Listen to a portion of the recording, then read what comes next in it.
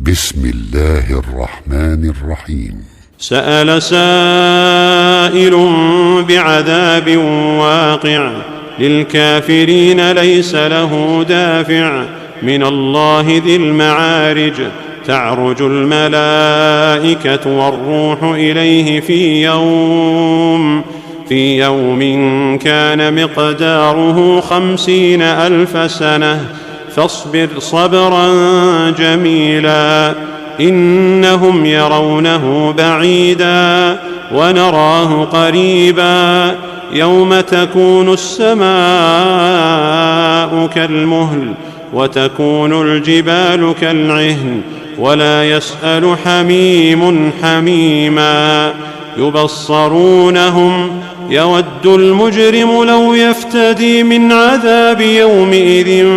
ببنيه وصاحبته وأخيه وفصيلته التي تؤويه ومن في الأرض جميعا ثم ينجيه كلا إنها لظى نزاعة للشوى تدعو من أدبر وتولى وجمع فأوعى إن الإنسان خلق هلوعا إذا مسه الشر جزوعا وإذا مسه الخير منوعا إلا المصلين الذين هم على صلاتهم دائمون والذين في أموالهم حق معلوم للسائل والمحروم والذين يصدقون بيوم الدين والذين هم من عذاب ربهم مشفقون إن عذاب ربهم غير مأمون والذين هم لفروجهم حافظون إلا على أزواجهم أو ما ملكت أيمانهم فإنهم غير ملومين فمن ابتغى وراء ذلك فأولئك هم العادون والذين هم لأماناتهم وعهدهم راعون والذين هم بشهاداتهم قائمون والذين هم على صلاتهم يحافظون